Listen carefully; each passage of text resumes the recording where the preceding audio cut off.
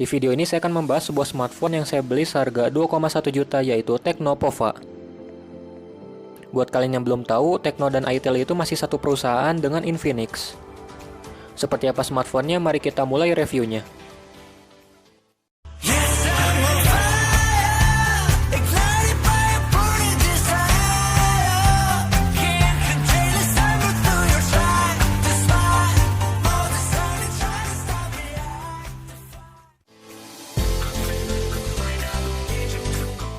Di dalam paket penjualan terdapat satu unit smartphone-nya, stiker garansi, kartu Google Assistant, buku petunjuk, satu buah tempered glass, satu buah softcase transparan, SIM tray ejector, satu buah earphone, kepala charger beroutput 18 watt, dan kabel data micro USB. Kurang lebih seperti ini yang ada di dalam paket penjualan.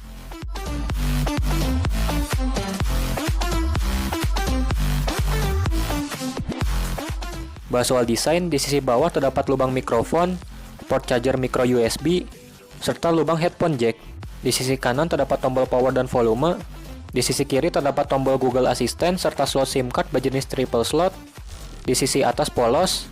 Lalu di bagian belakang terdapat setup kuat kamera, kuat LED flash, serta sensor fingerprint. Oh iya, warna yang saya pilih ini adalah warna diesel black. Lanjut, di sisi depan terdapat layar dot-in display seluas 6,8 inci, beraspek rasio 20,5:9, satu buah kamera beresolusi 8 megapiksel, earpiece, dua buah LED flash, lampu indikator, serta sensor cahaya. Menurutku desain dari smartphone ini cukup kekinian. Bodinya yang tergolong slim dan desain yang glossy menjadi salah satu nilai jual dari smartphone ini. Walaupun bodinya yang masih berbahan plastik, serta dagunya yang cukup tebal, namun masih terasa wajar mengingat ini HP entry level. Di sektor jeroan, HP ini ditenagai oleh chipset MediaTek Helio G80 berfabrikasi 12 nanometer yang tergolong hemat daya, RAM 6GB serta memori internal 128GB, baterai 6000 mAh, dan layar IPS 6,8 inci beresolusi SD+. HP ini berjalan di sistem operasi Android 10 dan dibalut desain antarmuka iOS 7.0 yang tergolong simpel dengan aplikasi bloatware yang cukup banyak dan iklan yang bisa dinonaktifkan. Layar HP ini sudah mendukung multitouch hingga 5 jari, dan HP ini sudah mendukung dual SIM 4G LTE di Indonesia.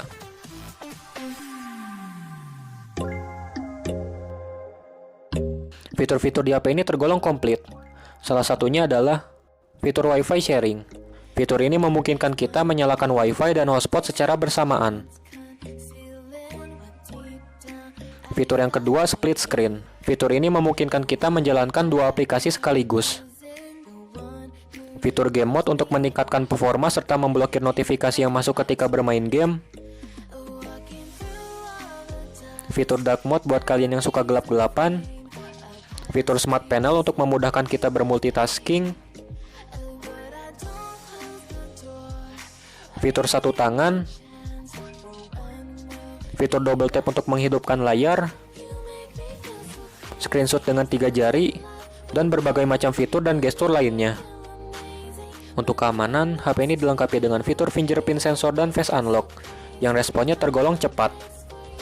Oh iya, HP ini sudah support OTG, dan sensor-sensor di HP ini tergolong lengkap. Bicara soal performa, HP ini mengandalkan chipset Helio G80 yang tergolong kencang dan hemat daya. HP ini mampu menjalankan PUBG di settingan smooth ultra, dan Mobile Legends di settingan high 60 fps dengan lancar tanpa adanya frame drop. Namun fitur gyroscope di HP ini hanya sebatas virtual.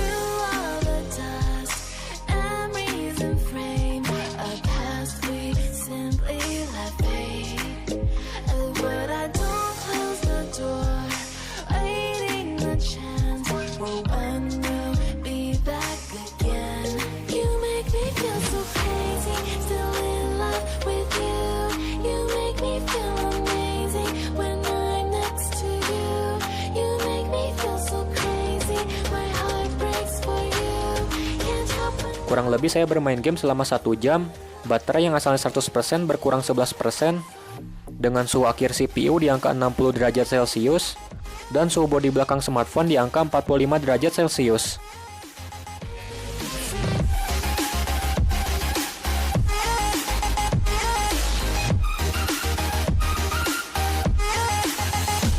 Jadi performa dari smartphone ini bisa dibilang sangat mumpuni.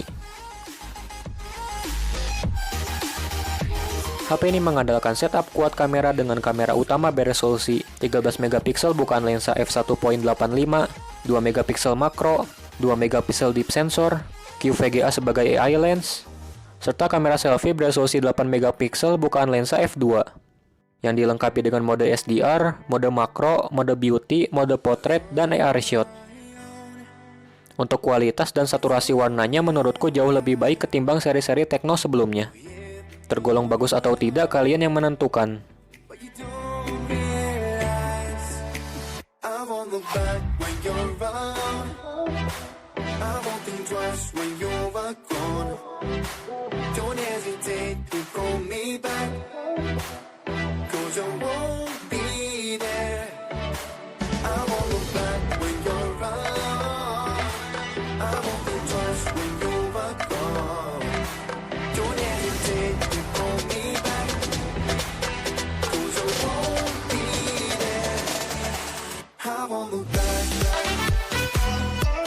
Kamera depan dan kamera belakang HP ini mampu merekam hingga resolusi 2K 30 fps tanpa adanya fitur stabilisasi.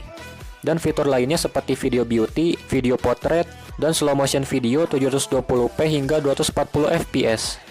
Untuk hasilnya sudah tergolong cukup bagus untuk sekelas HP entry level.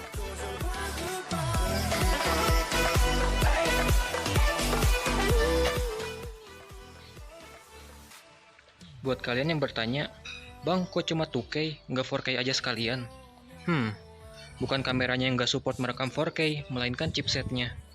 Karena chipset MediaTek Helio G80 itu hanya sanggup merekam hingga resolusi 2K saja. Buat kalian yang belum tahu, POVA itu singkatan dari P itu powering, O itu optimal, V itu value, dan A itu ambisi. Kalau nggak salah seperti itu.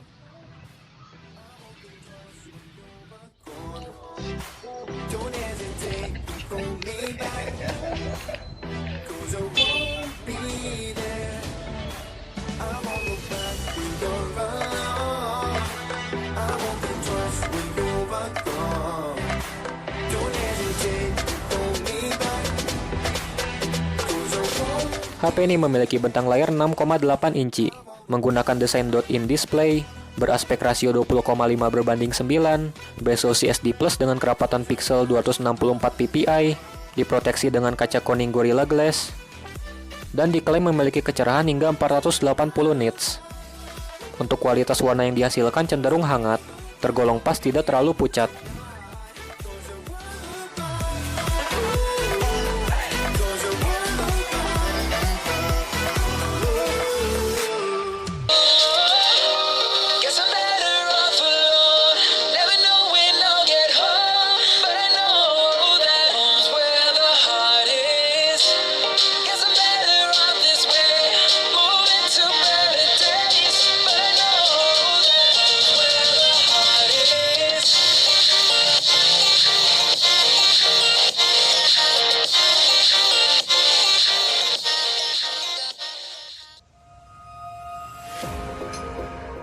Baterai HP ini mampu bertahan hingga 3 hari, dengan screen on time penggunaan normal sekitar 16 jam, dan 11 jam untuk penggunaan berat.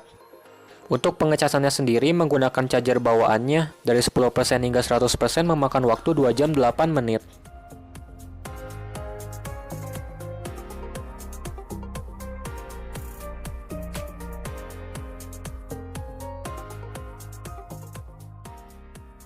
Dengan uang 2,1 juta, menurutku smartphone ini cukup layak untuk kalian miliki. Layar luas, performa kencang, baterai tahan lama, desainnya yang kece, dan storage-nya yang lega. Yang perlu kalian pertimbangkan hanyalah port chargernya yang masih menggunakan micro USB. Jika disuruh memilih antara Infinix Note 8 atau Tecno POVA, di rentan harga 2,1 juta saya akan memilih Infinix Note 8. karena kamera 64 megapiksel, stereo speaker, dan USB-C. Namun jika kalian mencari baterai 6000 mAh dan internal storage yang lega, pilihlah Tecnopova. Sekian video review kali ini. Jika video ini bermanfaat, jangan ragu untuk tinggalkan like, komen, dan subscribe di bawah ini ya. Saya Algoni pamit undur diri. Wassalamualaikum.